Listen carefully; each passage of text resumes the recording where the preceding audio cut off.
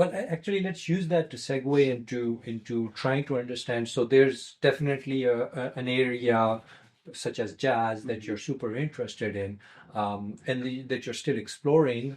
Um, I also heard about connection and family in the initial setup of why music is important to you. Yeah. Um, Tell me a little bit about what you're trying to achieve with music today. Role does it play today, and where do you want to take your music? Yeah, I think that it kind of plays into the question of why is music important to me, and I think first and foremost, I find music to be a meditation. It allows me to narrow my focus, my area of focus, Hmm.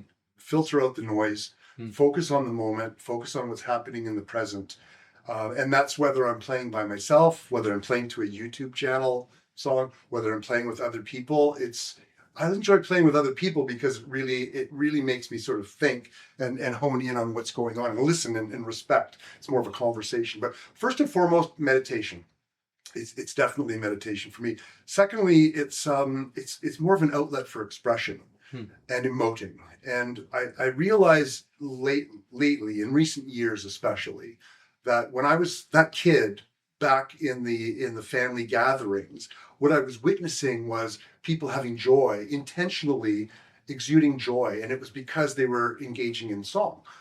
So when I learned to play music and I engaged in song, I found that I was able to embody Elton John, embody Billy Joel. I was able to emote and be vulnerable playing a ballad, or be aggressive and be loud and be more forceful playing a rock and roll tune. And it was getting these emotions and feelings out that I really had never learned how to deal with as a kid, or as a teenager. And so the meditation and then the expression, of course. I think lastly, the most important piece of music for me is that it's a way to creatively express. Hmm. And that is a very interesting thing. So when I talk about the three things that are most important to me, or what I'm trying to do with my music, number one, it's catharsis. Right? I'm trying to emote, I'm trying to relieve the pressure, relieve the anxiety and the stress that I have. The next is the creative process. And I believe that I'm not trying to arrive at an outcome that's a commercial success. Hmm. And I made a decision at an early age that music would never be a career, or I would never reap large financial rewards from music. And music has not disappointed. It's held up its part of the bargain on that. Yeah. But I love it because it affords me the opportunity for that catharsis, the creative outlet. I believe that we are as a creative person, as a human being, the creative process, which I think we may talk about a little bit more after. It's really about connecting to a universal energy source and being a conduit for that source. Because I can't take credit for the ideas that come to me, and I don't even know where they come from, but they come from somewhere. And it's just my imagination and my capability as a musician to be able to translate that into it, right? So I'm hearing there's an element of mental health, there's an element of spirituality, Mm. and there's an element of expression that combine together. Um, and it's not about success is not equal to money, success is equal to these other three things. Yeah, I agree. For me, Yeah. I mean, there was a time where I was confused about what I wanted to do with my music, and I made a conscious decision. I was in a band when I was in high school. We played the bars around Northern Ontario, um, and quite a few bars, and for some time. And they wanted to move to Toronto, rent a house together, and basically play down here and become successful. I didn't think we were that good. Mhm. Maybe we were, maybe we weren't, and maybe good is a subjective term that only in my mind is one thing and in someone else's is not. But I think what ended up happening was I decided not to make it a career path, but to use it as a mental, spiritual, physical outlet for me. And part of that is learning new instruments, learning and improving on the instruments that I already play. honing my craft, getting better at my craft, learning new genres. And so when I have 5, 6 different instruments that I play, I can go to my studio anytime and pick up any one of those, and that might dictate one or two genres that I might delve into. Whereas with the other instrument, I might go into something else. It also depends on my level of expertise and capability on that instrument at the time. So, yeah, physical, mental, spiritual, for sure. If there's one takeaway for somebody who's stepping into music Mhm. around how to approach music, both in terms of learning the instruments, but also that connection with the spiritual side, the mental side, the creative side, what would you say somebody on that side? Man, there's no one golden nugget here, but I think that there's a process for creation. And what I would, the one golden nugget I would say is, don't confuse the creative process with the recording execution and the performance execution, because those are two very different things. Hmm. When I create something, I don't expect it to be perfect. I have to stop myself from tweaking it and massaging it too much before it has the structure that really is sort of not a finished structure, but a suitable structure. Because the tendency, especially in this day and age with our fractional attention, right? We fractionalize our attention on all our devices and conversations and things going on. It's really easy for us to say, well, that was a great first track, but I want to make sure the timing, the notes, the this, the that, it doesn't matter. And just get the structure down, get the rough structure down, and then spend as much time in that initial setup as you can before you have to go to sleep or the sun rises and you have to go to work. Because the more that you can do in that first setup, the better you're going to form that seed. So basically, we all connect to imagination and this sort of universal energy plant seeds, or we find these seeds. In order to basically germinate the seeds and to cultivate these things, we need to set aside regular time to practice, right? To have that. So one of the challenges that you'll find, and I've always found, number one, the technology will be a roadblock, because even though I had an Atari 1040 ST when it first came out with notator software, it's the best, biggest, brightest, newest sequencing thing on the planet.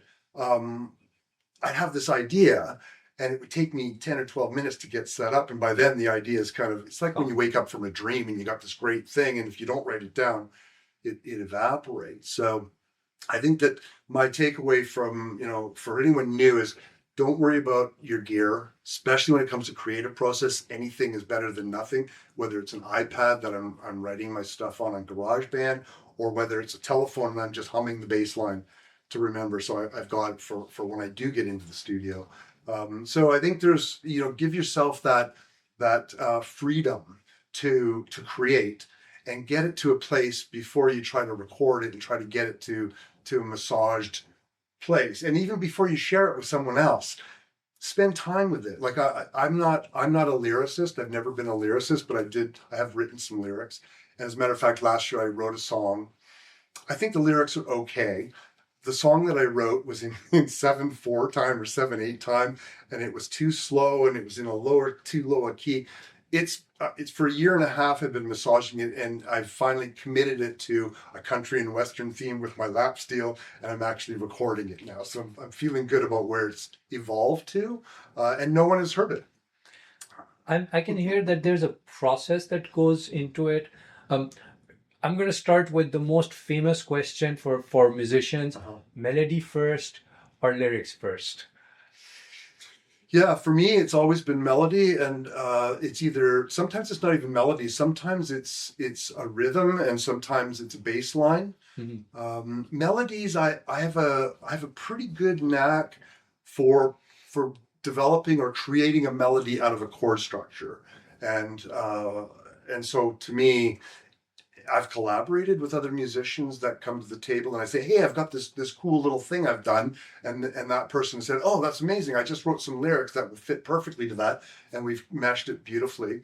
There's other times where this person has said, "I've got some lyrics. Can you put some music to it?" And so I sort of apply my interpretation. So I would say I swing any way that goes. But personally, it's usually a bass line or some little riff on the piano that I start to just expand on. You mentioned two challenges. One is you're not generally a lyrics writer. Also, you mentioned that technology can be an impediment, Mhm. but that doesn't mean it always is. Um, when you are going through the process of creating a musical piece or a song, what do you find the most challenging and how do you overcome it? Yeah, there's been a learning curve for me because I've not invested the time. You know the 80/20 rule, you get a piece of software and you use 20% of Yeah. the functionality 80% of the time. That's been me. And so recently discovering pre-configured EQ levels within Pro Logic 10, for example, Yeah. right? So, oh gosh, there's a drum kit EQ. I hit it and it's like, oh my God, this is crazy.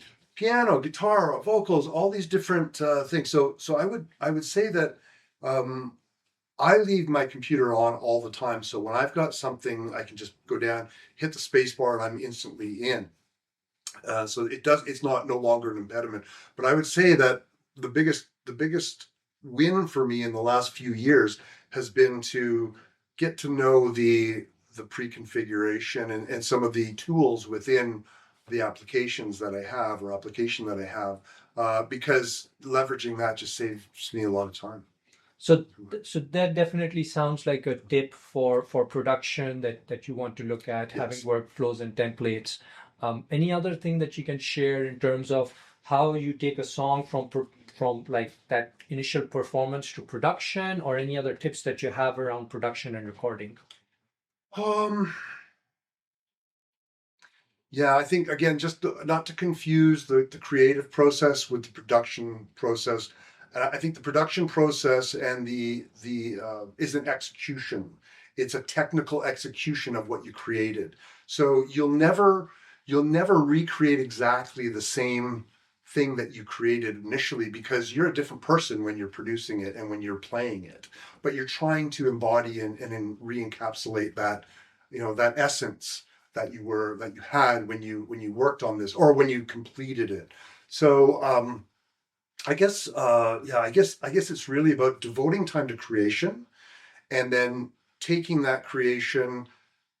Don't stagnate, don't leave it alone, take it to the next level, get it into some sort of a production where now you can take it out to your car or take it onto different devices and listen to it in different areas, and sit with it for a while so that you get familiar and get comfortable with it, because what you think was really really cool yesterday might be just kind of mediocre today, and then prepare yourself for the worst when you start playing it for other people and getting their real their real constructive criticism on it. Be prepared for what, especially peers that are in the industry that are musicians, right?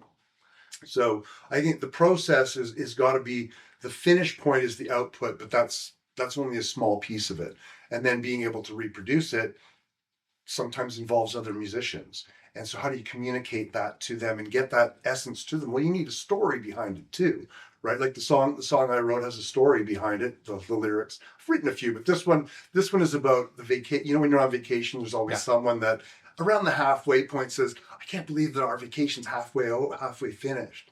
And from that point on, it kind of winds down day by day. You're counting the days till you're going home. So it's a poem or a song about that exact concept, and how you sort of wishing the days would go slow as you're counting them down to going back home. But that's something that I need to communicate to my garage band guys when we sit down and actually play it, so they can capture the essence and the feeling of the emotion behind the song.